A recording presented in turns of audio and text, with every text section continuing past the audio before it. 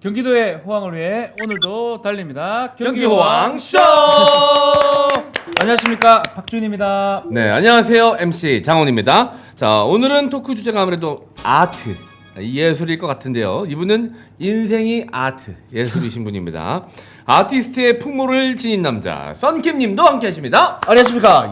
인생이 그냥 예술이 아니라 인생이 술이죠, 술. 아. 인생이 술인 썬킴 인사드리겠습니다. 바로 초대 손님 모셔보도록 하겠습니다. 우리를 예술의 세계로 인도해 주시는 분입니다. 저번에도 한번 나와주셨었죠. 자, 미술 작가, 미술 평론가, 미술 기획자이신데요. 예술 이야기, 그림 이야기를 정말 맛깔나게 해주시는 분이시죠. 홍대 이 작가님 모셨습니다. 안녕하십니까? 네. 안녕하세요. 홍대 이 작가로 불렸던 이규현 작가입니다. 지금 불렸던? 다른 타이틀이? 아니요, 그냥 제 이름 이규현 작가. 이제 이규현 작가로. 네, 홍대 이 작가라는 닉네임으로 욕을 하도 많이 먹어가지고. 아니 그 홍대 나오셨잖아요. 이제 미술하는 사람들한테는 서울대보다도 그쵸. 훨씬 더 가고 싶은 학교가 이제 우리나라에서 홍익대학교인데 홍익대학교인데. 저도 이제 홍익대학교를 목표로 해가지고 미술을 공부했던 사람이었었는데 회학 가시니까 수채화 시험 보셨을 거고 그렇죠. 석고상 대생도 하셨어요? 엄청 했죠. 아, 엄청. 시험 네네, 아그리파. 시험 볼 때 뭐 그리셨어요? 제가 이제 공공학번인데요. 저 때 이제 입시가 한번 크게 바뀌었어요. 그래서 그래서 석고 정물 수채화라고 아 석고랑 정물이랑 같이 놓고 그리는 거? 같이 놓고 수채화로 그리는 거예요. 어. 제가 할 때 정확하게 지금 기억은 잘 안 나는데 네. 줄리앙이었나 호모였나 둘 중에 하나였던 것 같아요. 호모가 그래도 그나마 다행인 게 다른 건 어려운데 네, 머리가 없으세요. 네. 그래가지고 그쪽에 머리카락 표현이 좀 아니, 그러면 수월해. 그 홍대 이 미대 지원하시는 분들 보니까 네네. 뭐 재수 삼수는 기본이더라고요. 반이 재수 이상이에요. 네. 대학도 꿀면은 서로 그냥 말 놓고 그래요? 30살 넘으신 분이 들어오시고 막 이래요. 그러면 안 되겠다. 그러니까 학번이 안 통하는 게 어. 보면 학원에 강산대 수험생이신 분들이 있어요. 그런 테크닉이 필요한 시대가 될까? 미래도? 아. 이런 생각을 요즘 굉장히 많이 사실 해요. 그 테크닉으로 따지면 AI가 훨씬 더 잘할 제일 테니까. 잘하지. 똑같이 그리니까. 요즘에 AI 그림 예. 이런 게 사실 미술 씬 이런 데서 최대 이슈 중에 하나거든요. 어. AI 그림이라고요? 네, AI 어. 그림.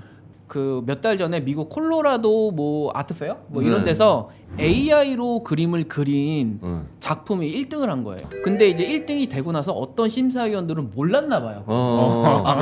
이거 속은 느낌 들었겠구나. 야, 네가 그린 거 아니잖아. 그래서. 그래서 논란이 돼가지고 이야. AI 그 작가가 1등한 작가가 쓴 프로그램이 있거든요. 미드전이라고. 네. 그게 지금 전 세계적으로 엄청나게 인기가 좋아요. 아니 지금 그러면 화가들 사라지겠는데요? 어떻게 됩니까? 근데 저는 그렇다고 생각하진 않은데 네. 저도 이제 미드전이를 해봤거든요. 네. 해봤는데 살짝 어설퍼요. 아직은. 잘 못 아직은? 그래요. 근데 네. 지금 그렇지만 이게 나중에 금방 습득 속도가 그렇죠. 엄청나니까. 터미네이터 같이 어. 이게 인간을 뛰어넘는 순간이 오긴 오겠죠, 이게. 저는 당연히 올 거라고 생각해요. 그럼 어떻게 해요, 그러면? 그럼 어떻게 해요? 제가 이런 걸로 이야기를 대박이다. 좀 많이 했었는데요. 어. 특이점이라고 하는 게 과학계에서는 특이점이 인간과 AI가 완전히 구별할 수 없는 그 시점을 특이점이라고 한대요. 그러면 외모도 인간이랑 완전 똑같기 때문에 터미네이터. 네, 그때 되면 AI와 인간과 진짜 인간과 그런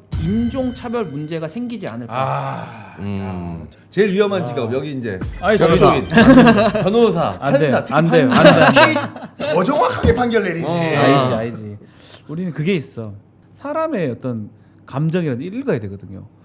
아마 그래서 기계로서는 할 수가 없습니다. 사람 써야지, 사람. 본격적인 얘기 좀 해보면 엘리자베스 2세 이제 네. 서거를 했었는데 영국의 미술품들이 많이 공개가 됐더라고요. 어떤 것이 있었습니까? 미술품, 예술품 많았던 것 같은데. 엘리자베스 2세가 서거를 하고 나서 네. 제가 또 영국 유학파 출신이기 때문에 그렇죠. 더 관심이 사실 있었어요. 그래서 이제 좀 찾아봤는데 가격 면에서도 면에서? 그렇고 가치 면에서도 그렇고 정말 야 이런 게 있다고? 세계에서 가장 큰 530 캐럿 다이아몬드가 달린 이제 컬리넌 1이라고 해서 이제 여왕이 이렇게 지팡이 짝대기. 네, 짝대기 거기 위에 이제 다이아몬드가 있는데 저게 다이아몬드예요? 네. 저리 커? 뭐 그렇고 그 다음에 이제 로얄 컬렉션이라고 해서 미술 작가들의 작품들이 정말 어마어마하게 많은데요. 지금 제가 그냥 간단하게 말씀을 드리면 회화가 7,000점, 수채화나 드로잉이 15만 점. 15만 점요? 15만 점이요? 그 다음에 이제 사진이 45만 점. 이게 지금 얼마나 많은지를 이제 우리나라 미술관이랑 비교하면 한번 해주십시오. 네. 어. 국립현대미술관. 네. 우리나라에서 가장 큰 네. 미술관이잖아요. 자부심인데 우리나라 자부심. 네. 8,500점. 서울시립미술관 어. 5,000점. 뭐야? 그거랑 비교하면 규모가 정말 어마어마하다는 걸 알 수 있어요. 이거는 왕실이 소유한 작품만 이거라는 거죠. 그렇죠. 와. 그러면 오늘 얘기가 지금 말했던 렘브란트 작품도 있다고 하는데 네, 렘브란트 같은 경우는 사실은 지금 이제 화면에서 초상화로 유명해요. 초상화. 조상아 잘 그래요. 네덜란드에서 역사적으로 가장 유명한 화가 2명 뽑아라 네. 하면 렘브란트랑 반고 이렇게 반고 뽑을 수 있죠. 네덜란드예요? 네. 그러니까 반 붙으면 일단 네덜란드. 반 네덜란드네. 네. 반네 네, 반. 반네 뭐 옛날에 아니 반 니스텔루이. 반 니스텔루이. 그래 반 붙으면 네덜란드예요. 반기문. 반기문. 네. 어쨌든 그렇기 때문에 이제 렘브란트 같은 경우는 1606년에 네덜란드에서 태어났고 네. 작품 야경 같은 경우는 1642년에 어느 정도 조금 렘브란트가 유명세를 떨치고 유명하고 네. 돈도 굉장히 많이 벌었고 네.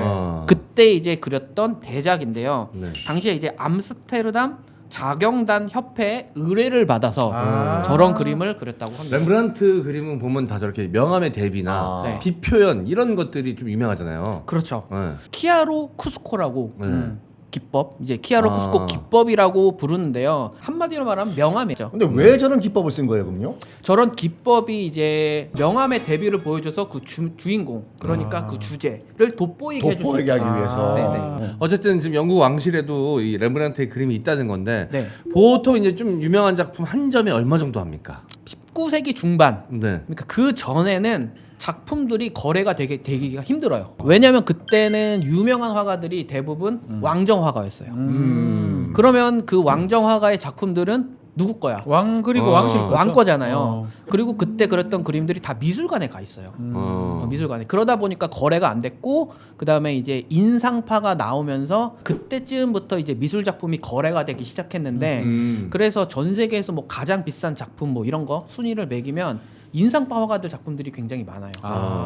다빈치의 작품이 저기 화면에서 보이시는 살바도르 문디 대략 5천억에 5천억이요. 네, 누가 샀어요? 네 샀죠. 누가? 예전에 박주영 선수가 있었던 프랑스의 AS 모나코 네. 구단주가 소유하고 있다는 소문이 있어요. 구단주가. 네. 그 뭐 중동 사람인가 그럼? 네, 엄청난 부자라고 알려져 있는데 어. 그 사람이 샀다라는 이야기가 있는데 어. 저 작품이 5천억이에요. 5천억. 네. 모나리자 같은 경우는 뭐 르브르에 있는 걸로 유명한데 네. 세계적으로 만약에 네. 진짜 만약에 경매에 나온다면 5천억도 넘지 않을까. 모나리자는 네. 저는 그냥 한 1조까지는 1조. 가지 않을까. 또 10월에 또 한글날도 있습니다. 네. 경기도에서는 국어문화진흥 사업을 진행하고 있다고 하죠.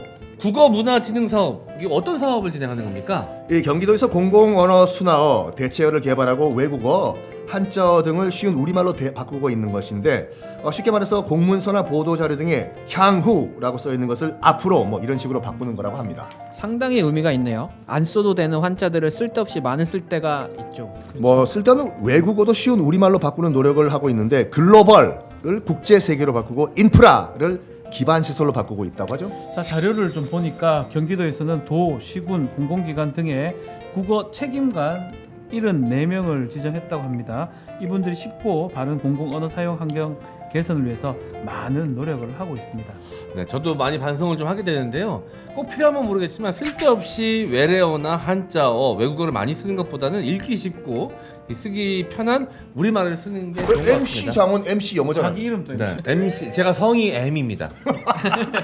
이 이제 제일 문제가 법률 용어가 제일 많거든요. 한자가. 어떻게 그거 다 한자잖아. 가장 문제 알기 쉬운 법률로 계속 바꾸곤 하는데 지금 많이 바뀌었는데 그래도 아직까지도 어렵죠. 계속 바꿔야 됩니다, 사실. 그런데 경기 호황 쇼는 어떻게 해? 쇼가 이게 행사 너무 아픈 부분을 찌르셨네요. 경기 여기- 호황쇼에 알파벳으로 쇼. 한글이 하나 없어. 한글이 하나 없어, 저기. 네, 아유 오늘 뭐 우리 네. 이규현 작가님 모시고 여러 가지 또 재밌는 얘기도 많이 했는데. 그러니까 이게 어. AI 얘기하다가 그렇죠. 렘브란트 얘기하다가 오늘은 NFT 얘기 안 하셨어요. NFT에서 일찍 손절하셨고 이제 작년 초에 네. 대중들한테 이제 NFT가 많이 알려지기 시작했잖아요. 네. 그다음에 하여튼 오늘 다양한 주제로 다양한 재미난 얘기들. 이야기들 많이 나눈 것 같습니다. 네. 이규현 작가님, 네. 나에게 예술이란 뭐 한번 질문 드려볼까요? 저한테 예술은 사실 일이에요. 아. 그런데 이제 이렇게 얘기할 수는 없으니까 아. 제가 이제 어릴 때 나한테 예술은 무엇일까 이렇게 생각을 혼자 해봤거든요.